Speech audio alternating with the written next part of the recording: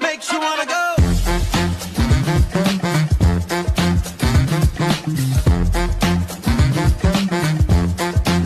Makes you wanna go.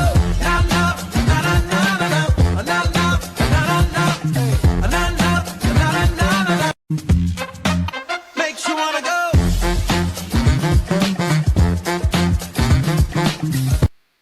Na na na na na na na. Hey, hey, how's everybody? Hey, Mickey G. Hey, how you doing? I'm good. I'm good. And That's welcome good. everybody to Gab with Golden Bronze. We are here today to talk about being healed allows you to talk about it. So we are going to just jump right in. Before we do, we want to say thank you for tuning in to Gab with Golden Browns. We really, really do appreciate it. We really do. We know that you could have stopped in anywhere, but you decided to see what are they gabbing about today. So much love to you for doing that. Today, we are talking about being healed allows you to talk about it. Healing is a journey, an often messy, unpredictable, and deeply personal journey. When you've experienced trauma, heartbreak, or hardship, the wounds can run real deep, leaving scars that seem impossible to overcome. Yet, as time passes and healing takes root, sometimes remarkable things happen. You find your voice again. Being healed allows you to talk about it, not from a place of pain, but from a place of power. Now, that's a powerful statement because we know people that don't want to talk about it. They're not healed, they just don't know it. Yeah. Probably not out of it either. Right. That's true too. That's why they It's don't want to talk about it. But like, okay, the silence of suffering. In the depths of trauma, silence becomes a companion, actually. You hold back your story, fearing judgment, reliving the pain, believing no one will understand. It's easier to stay quiet than to confront the memories that haunt you. You may even convince yourself that silence is strength, as it is not talking about it means you have moved on. Not talking about it doesn't mean that you've moved on. But silence doesn't equal healing at all. It merely buries the hurt, keeping it lodged in your spirit. Healing begins when you acknowledge your story and allow yourself to feel every emotion attached to it. Anger, sadness, grief, betrayal. It's okay to sit with your pain for a while. It's part of the journey. The goal is not to stay there, but to move through it. And I must admit, I, for a long time, didn't tell a lot of people. But do you know how good I felt when I started talking about it? I felt like the weight of the world was off my shoulders. you can't fix what you won't acknowledge. If Right. you don't acknowledge there's a gaping wound on your arm, it'll just keep bleeding, and you'll never get it fixed until you acknowledge that it's there. Amen, sister. And we really know people that's navigating, acknowledging to us that they are in abusive situations, but shh, don't tell anybody, right? May not be ready to move away from that relationship. Sometimes they're cyclical. You're used to something. It's kind of the devil that you know, and so you stick with it. But when they've been in it so long, they don't know how to get out. It's just normal for them, which is Yeah. unfortunate. And like we just said, you never heal if you're not able to talk about it. The one of the things that we do when we do our seminars is say the first thing you have to do. What's the first thing you have to do, Mickey G? Remember we just went over this. Well, first thing, Acknowledge it. yeah, The first thing you first have, thing you have to do is acknowledge it.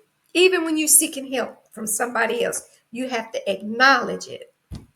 and of course, be educated about it because sometimes people don't know what they're dealing with is domestic violence, and that's why we educate people to let them Exactly. know this is what it is. Because some of the things that were happening to me, I didn't know that it was domestic violence. I just thought he was a little mean or he was, a bully or whatever, but I didn't know that that's what it was. So it's important to educate people. Then hopefully they'll acknowledge it by recognizing themselves in the information that we give. And the education always and also helps people to realize if maybe they're the abuser.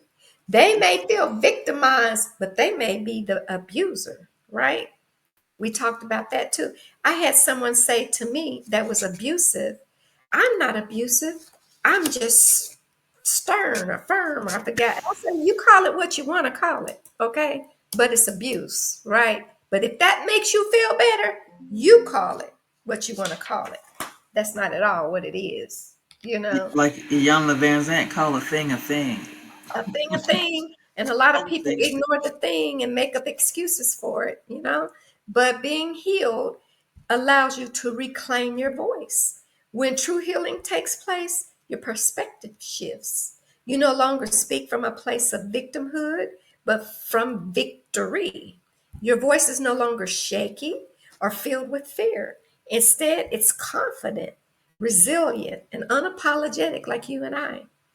um, you realize that sharing your story is not about reliving the past, but about releasing it, allowing yourself to be seen and heard without any shame. Because being a victim of domestic abuse is never your fault. Never your fault. And by talking about it, at least for me, if I can help someone else, encourage someone else, that's probably the purpose why I went through it, so I can help someone else. And Exactly. Well, that's uh, why we do what we do. I know that's why I do what I do, is so I can help people talk about it, acknowledge it, seek help, and we can help them along the way because we walked in their shoes, right? And so, yeah, you're right. Talking about it is power. The power of speaking your truth comes from the understanding that your story holds value, not just for you to put for others who are still navigating their own journeys, but you begin to see that your pain had a purpose. Remember, I told you when I had COVID, I was like close to death, and I was like, Lord, I'm not ready to go yet. We will be right back, and I'll finish this.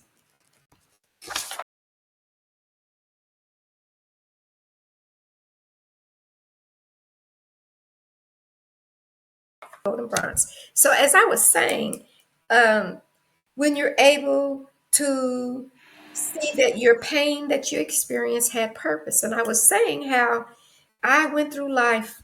I don't know what my purpose is. People would always talk about their purpose, living their purpose. And I was like, I don't know what my purpose is. All I do is go to work, go to church, come home, take care of my kids.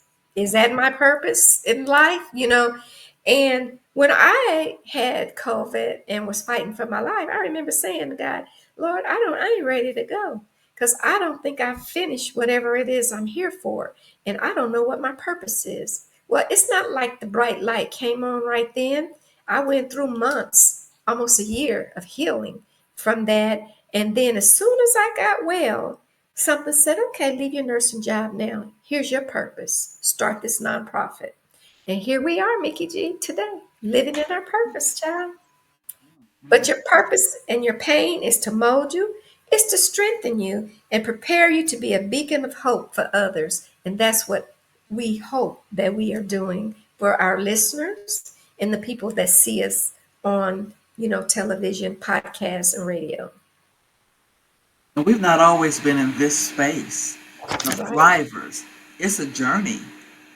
When you start this thing, you're very broken, very wounded, and ashamed. And the shame doesn't belong to the victim; it belongs to the perpetrator. Oftentimes we'll take on the shame that we let someone do this to us, or we allow this, or we didn't leave, or whatever. We would think that we would be judged by others. But it is absolutely a journey, and talking about it is one of the first steps. As Golden Braun said earlier, it's one of the first steps for healing. And the more you talk about it, the more you get comfortable with it, and you can expel it and then start to move forward. And I want to say it's been a 10-year journey for me. It took me that long to get from the broken person to the thriver. Now, through that whole time, I went through the work, the process, the therapy, working on my job, doing everything that I needed to do to sustain Sustain it. myself and keep my family whole. Church, therapy, all of that. It didn't just happen overnight and I woke up and said, let's do this. So I'm just piggybacking and co-signing what you just said. It is a process. And for everybody it's differently. Some people might get through it quickly. Some people might take a minute, like it took me, you know. But yeah, it's nothing to be ashamed of, and it's and us standing in our purpose and bringing attention to it. Hopefully, will make somebody else think. Make somebody else think either I'm a victim or I'm an abuser and seek help. But empowerment through vulnerability is part of the process too. It takes courage to share your story. Vulnerability is not a weakness, it's a superpower. When you tell your story from a healed place, when you're not just recounting the events, you're demonstrating resilience, you're demonstrating transformation, you're demonstrating the unwavering human spirit. You're showing others that it's possible to survive. Not only is it possible to survive, it's possible to thrive and it is possible to overcome. You're preaching. I feel like I was in church there for just a minute. Yes. And my journey has been almost 4 years. And for the most part, I'm beyond the place where I can't speak about it because I speak about it now. And I consider myself a thriver, though my journey, I haven't been out of it as long as you or some others. There's still touch ups of therapy and things to help the process, but I feel much better than I did back then. And Mickey G, I continue with the therapy. It's not something that you just have to stop when you feel Right. you're healed. It's like getting a touch up every now and then to keep you grounded, you know. And you mentioned I was preaching, but you know what? This is a ministry, everybody, and we're not trying to come across like we're preaching, but we are teaching. And preaching is teaching. It's a form of it. So she said nothing but a word because it was a calling that came up upon both of us to do this. And you might wonder if talking about it will reopen old wounds. Absolutely. I have been on podcasts blindsided, asked about certain events, and got a big lump in my throat. I wasn't expecting it. And I'm thinking, man, I thought I was healed. But those things you do, you reopen wounds. And it's not that you're still traumatized, but it's traumatizing what you went through. And you just don't forget it. It doesn't just disappear out of your remembrance. You're going to forget it. I mean, remember it forever because it was a part of your journey. So it does reopen wounds, but you have to be strong to be able to push through that, to talk about it. And even when you get maybe emotional or vulnerable, it touches the heart of the listener because they can not only see, but they can hear the pain, and then they know from where you came to where you are, and your resilience gives them the courage to step through that. So sometimes it does open up those wounds, but healing means those wounds no longer define you. They don't define you. They are part of your story, part of this thing they call life, part of your journey through life. Yes, but not the entirety of it. It's just part of it, right? And sometimes we are behooved. I was. Why was my life like that? It's not like I dreamed it to be when I was a teenager. But you know what? Had I not gone through any of that, I wouldn't be here today doing what I'm doing today. So it was a journey that God sent me on. He knew He was going to make me strong. He knew He was going to get me through it. He know He was going to that I was going to be resilient and that I was going to survive it. And not only that, thrive it. And not only that, overcome it. And then I was going to be a voice for Him to speak to everybody else about it. So when you can do that, you've grown beyond your pain. Your scars are just reminders of your strength that you have. You use your story to help others. And I would also add that a lot of times victims of domestic violence suffer PTSD. It's not just for military personnel. People, it's post traumatic stress disorder.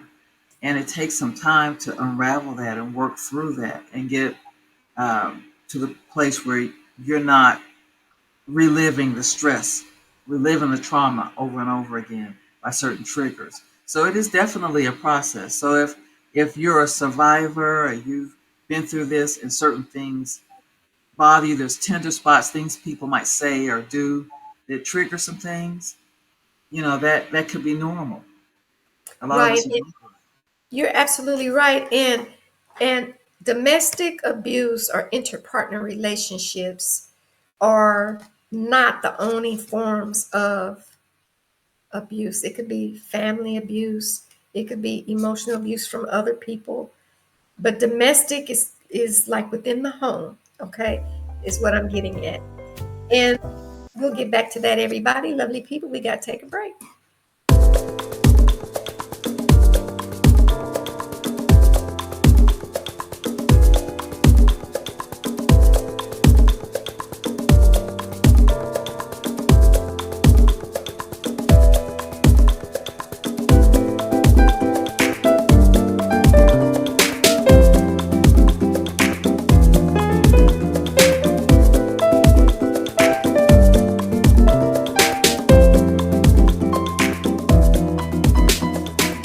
And now, on to our program.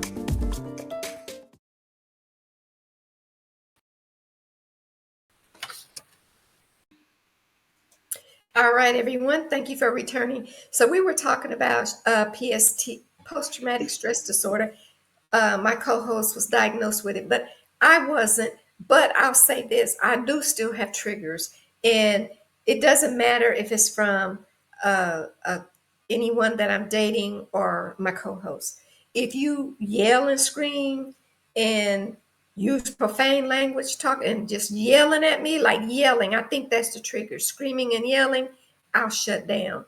You know, I just that's a trigger. That's all I can say. So some of you people out there may have different kinds of triggers, and they don't go away. I don't think they go away. I think it depends on how long you endured the abuse. That's a process too, not being triggered, or at least if you are knowing how to react or respond to the triggers. And one of the most beautiful aspects of healing is how it equips you to uplift others. You really will want to, once you get through the journey of being healed, you will want to reach back and grab your sister or your brother and say, hey, let me help you. Your story becomes a lifeline to someone else struggling to find their way out of the darkness, because it really is. When you live in domestic abuse, it is living in darkness, right? Unhappiness, incompleteness. Um, when you share how you overcame it, you give others permission to believe that they can do it too, because they can. You become a source of inspiration and proof that survival is not only possible, but it's sustainable. it. What you learn in therapy, you get tools to help you move through, tools to help you recognize certain signs. Like you were saying, the yelling and things, those things are deeply embedded. But then we find ways to either we back away from that situation, we find ways to navigate them once you go through therapy and have someone who knows about this issue to help you, to let you know this is normal or that's normal that you're feeling, and then you can navigate it when you understand that. Yes, ma'am, because one of the things that they'll teach you is you never have to put yourself in a place where you're uncomfortable. And if that's how they communicate and that's a trigger for you, then that's a sign for you not to put yourself in that place where that's how they communicate with you, right? So she's speaking some truth, whether through writing or speaking, podcasting, or one-on-one conversations. Your testimony becomes a bridge of hope for others. You never know who needs to hear that they are not alone, that healing is attainable, and that life beyond the pain of what they are currently feeling is pursuing. It's worth pursuing. It's worth it. Don't give up and don't just stay in it. There's so many women who are going through this. You would be surprised, audience, how many people, and some of you in the audience might know several people, or you might know several people and don't know they're going through it.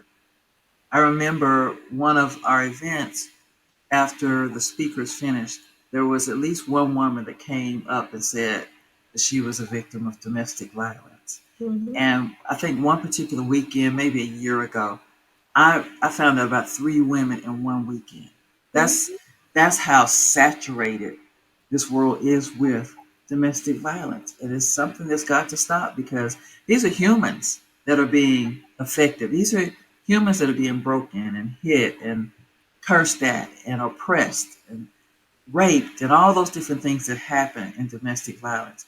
These are not these are not paper dolls. These are not, inanimate objects. These are people with feelings, and many of them do not survive it. Right. And we know cases where they did not. And I wished we were had talked about that we were going to talk about statistics because I have those statistics. I would love to have been able to share them, but it's double for women than it is for men. So it's like 8% of the population, and we're talking about hundreds and thousands of people in the world, half of that for men, double that for women. So we experience it twice as much as the man does. And like she said, she's talked to 3 or 4 people in one weekend. If you just start talking about it, you'll be surprised how many people sit there and say, yes, I'm a victim of domestic abuse. I just don't know what to do, or I didn't know what to do, or, something. So, conversation, it starts with if you think someone is a victim of domestic abuse, pull them aside and talk to them. You might be surprised what they'll tell you. You know, your story matters. Share it with them. Don't underestimate the power of your healed voice. Whether you whisper to a friend or shout it from the rooftops, your story matters. It is a testament to the power of perseverance and the beauty of transformation. And we know some ladies that we absolutely know are afraid to talk about it. So we know that they're not healed.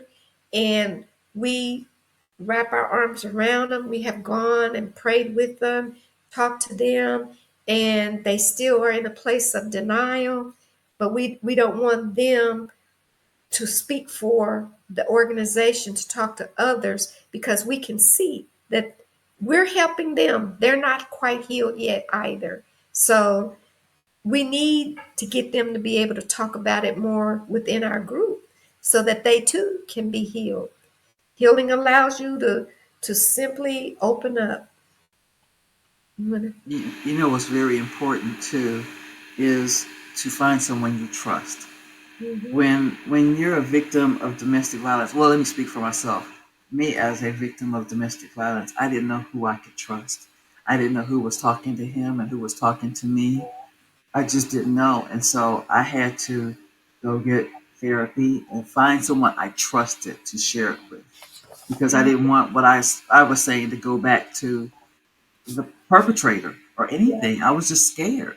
And so Mhm. it's important to find someone that you trust to talk about. Don't keep it inside. Don't keep it as a secret. Find someone, even if it's an agency, even if it's a Golden Swan contract. You know, let someone know that you're going through this. That's what we're here for. Healing allows you to talk about it because you've conquered what once was a threat to break you. You've conquered it when you're able to talk about it. Your voice becomes a tool of empowerment, breaking the chains of silence and inspiring others to find their own strength. Talking about it, that's what it allows you to do. You're able to speak your truth and stand tall in your healing. And we'll be right back. We'll be right back.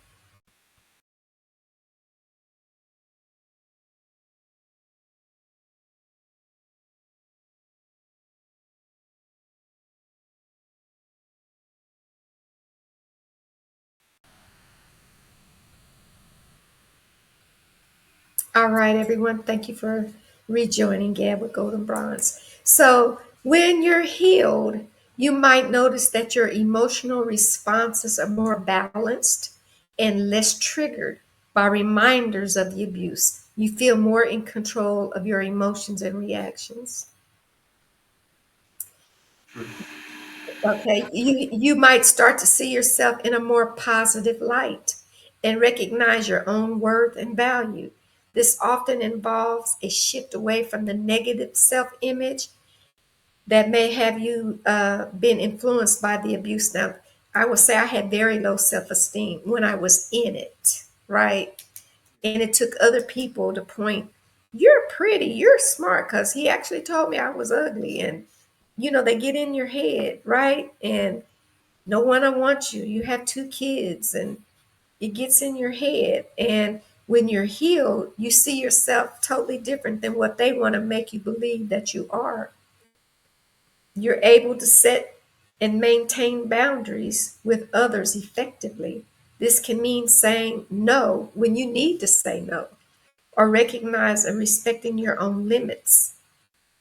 You want to add anything? I was thinking so many things when you were talking. One of the things when you were saying, God, what is my purpose? I thought about the fact that you and I have both been through this and we survived. Therefore, we have to talk about it Mhm. because there's so many who didn't survive. And because we did, then what is our response to, let's say, God? What is our response to God? Thank you for saving my life. Now I'm going to get others. That's what's Mhm. so exciting about being part of the cadre and being on this show, that we can reach people and just talk about it and make people more comfortable to talk about it. Just Right, keep talking, get it out. It's like a wound that is festering and is getting infected because it's not open up and getting all that out. This is Ex- something that we're getting out, and so it can heal. It can close over and be healed inside. right. And the more we talk about it, the more healing we go through as well. But I tell you, I didn't just wake up one morning and say, okay, I'm going to quit my job and start a nonprofit. I asked God, what is my purpose? I'm not ready to go yet. I know there's something that I'm supposed to do, and I don't feel like I've done it yet. And like I said, the light bulb didn't go off. One day he said, this is your purpose. I want you to start a nonprofit. And I pushed back. No, I don't know how to do that. I did, honestly. I have never. And I studied, I learned on my own without the guidance of anybody but God what to do, where to go to find the information. It just would come to me. That's how the Holy Spirit speaks to you and how he works within you, right? And I know that God is an awesome God because he has just given us this platform is one means to do it. And the seminars we do online is another means. The person to person event is another means. The podcast, the radio, all are means to get that word out. And those things, after I was obedient, you were obedient, they just start falling into place. And that's how God works. And through being able to talk about it, you develop coping and coping skills and coping strategies, and mechanisms to manage the stress and the emotional pain from then and now. This could include things like mindfulness, which that's one of our initiatives, exercise, or engaging in hobbies. Our initiatives are, we talk about domestic violence, we talk about women's health, mental included, physical, maternity, mindfulness, and self-care. All of that makes the whole person. And that didn't just fall out the sky, those things. This is what God said you should do, what Mickey should do. This is what I want you to do to help women become strong. We're not telling anybody to leave their husbands, they or their partners. They come to us after they've already made that decision. We're just there to hold their hands to help them through the process. And it helps us and them rebuild trust. You find that you're able to trust others and form new and healthy relationships, whether they're personal or professional. Trusting yourself and others can be a significant sign of healing. There was a time I didn't trust anybody, Nikki G, no further than I could throw them. And Now, I certainly understand that. Yeah. yeah. Now I'll say, oh, I asked somebody to do this or that, the other, because I trust them. There was a time when I didn't trust anybody because I was let down time after time, betrayed, all of that. And it just built a wall. So I had to chip away at that little wall myself. And you feel a sense of empowerment and control over your life when you're able to do that, rather than feeling controlled or dominated by past experiences. This might involve making decisions that are in your best interest. It may not be easy at the time, but you have to make those decisions. And it's kind of like severing off, if you're pruning a tree, some of Yep. these twigs have got to go in order for the tree to grow. And so Yes, that's ma'am. what you have to do. And when you are healed, you are able to face challenges and setbacks with a greater sense of resilience and adaptability. You can acknowledge the past without letting it define or limit you, because like I said, it can get in your head. I'm not capable of this. I can't do that. No such thing as I can't. How well do we know that? We've learned a whole lot. Yes, If we said we couldn't, we would not be here right now. that's right. And in the beginning, I did. I said, Lord, I don't know how to do that. He's just hold my hand. That's all you got to do. And I reached out and grabbed them, and here we are. And and I forgot where I was at. Oh, There you go. I'm sorry. because I'm preaching now. If you are able to face your challenges and setbacks, you have a greater sense of uh, confidence, I think is what I'm trying to say. You have a desire to share your story. Um, and you might find that you feel more comfortable sharing your story or just discussing your experience with in certain settings or atmosphere. Your experiences are there to help other people, but everybody's process is differently. So like we talk in public speaking, and we'll talk just about anywhere, but maybe there's people that only want their voice heard but don't want their face seen. It's a process that's different for everybody. And your anxiety and fear related to the abuse will decrease as you heal and gain confidence in yourself. You might feel more secure and less vigilant, hyper aware of potential threats. And so we are going to take another quick break and come back with this in just a few minutes.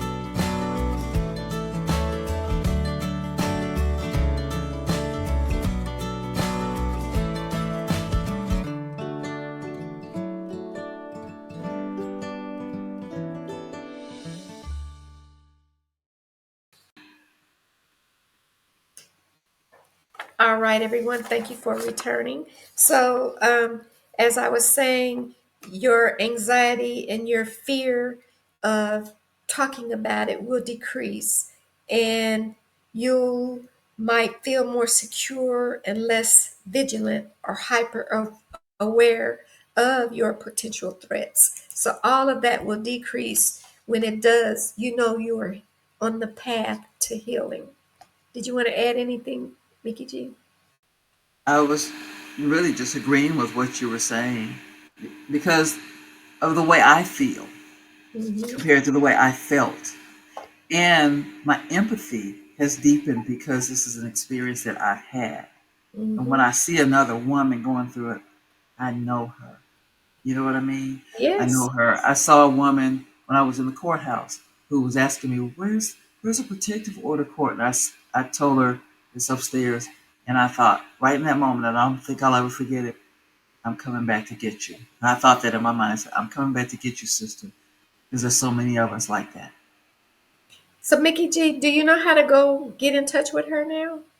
No, it was just a person who was at the courthouse. I was sitting in the hallway waiting to go back into the courtroom, and she stopped to ask me, did I know where it was? I don't know her at all.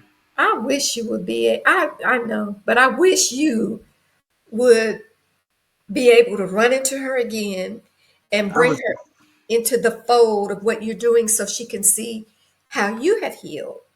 You understand what I'm saying? And work with her. That would be fabulous. I know you probably won't never see her again. I'm just making a blanket statement. That would be nice if you really could go back and get her, you know? who knows, maybe she'll see this. I was probably 2 or 3 weeks in from my final abuse act. And so I Yes. was still very raw, but I saw her and I said, it was another woman in this courtroom, in this courthouse, dealing with the same thing. And she asked me if I knew where it was. And I'm a victim too. So I was just relating with her in that moment that one day I'm coming back to get women just like you. And that's what Yeah, I'm here for. I know that's right. Like them. Well, everyone, you also will know that you are on the path to healing when you are able to seek help when you need it and accepting support from others. When people reach out, like Mickey G and I, to you, and you're no longer in denial, whether through therapy, support groups, or trusted friends and family, if you're able to confide in them and start the process. And we are going to continue with this in just a few minutes. With part two. We will be right back.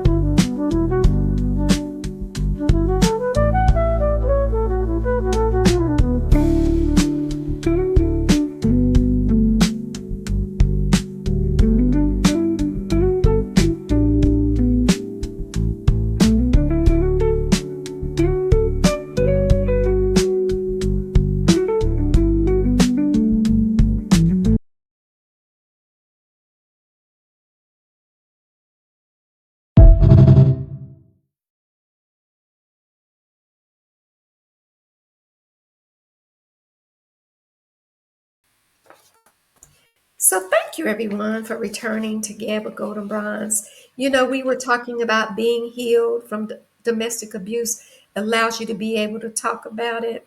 It really does. Healing from domestic abuse can make it easier to talk about the experience. But it's important to remember that everyone's healing process is unique to them.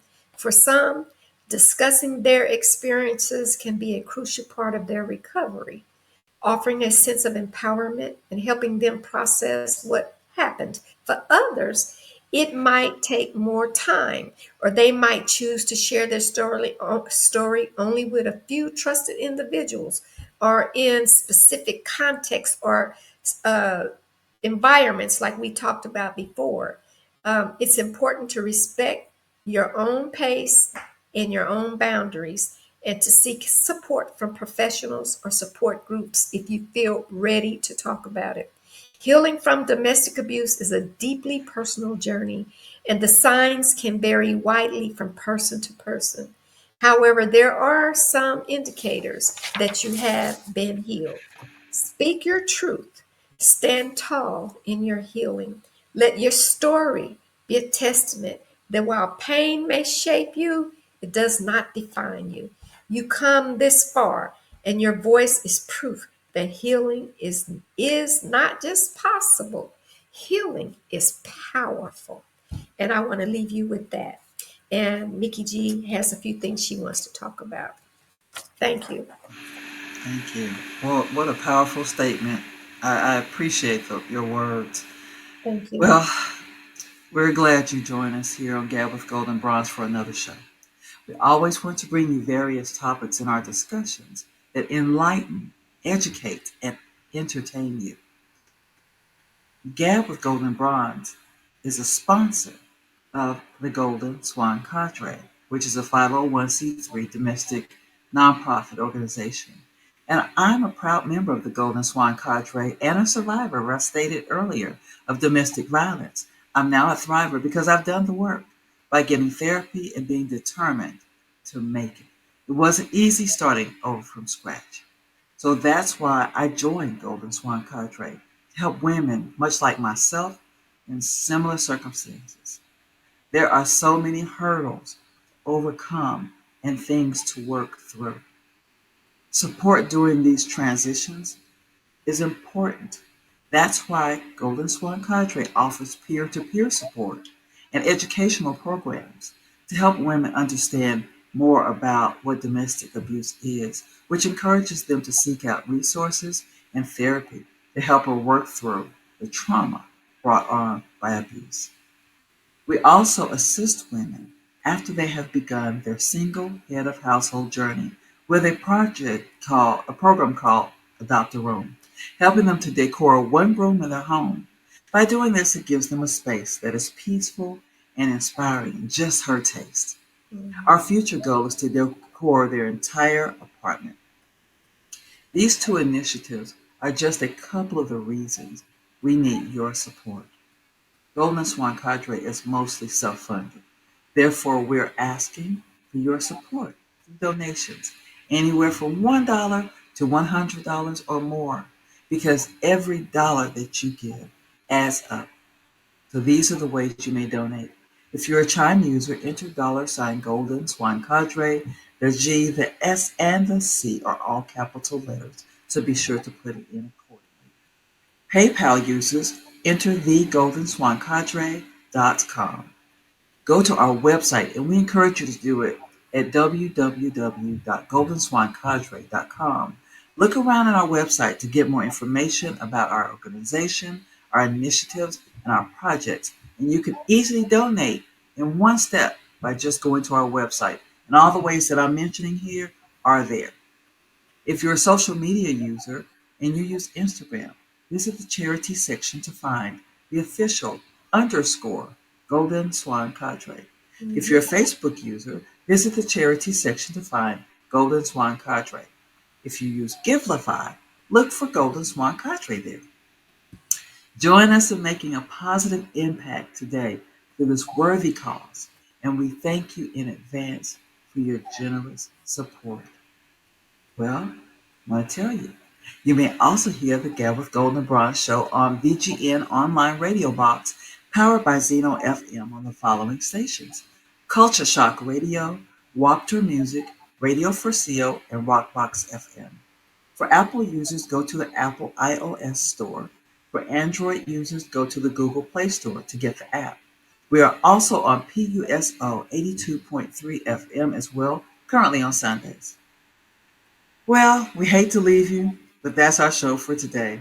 We thank you for spending time with us, and we invite you to come back next time to see what we're gabbing about on Gab with Gold and Bronze. Have a wonderful day, and thank you for joining us. Thank you, Mickey G. Thank you, everyone. Bye bye.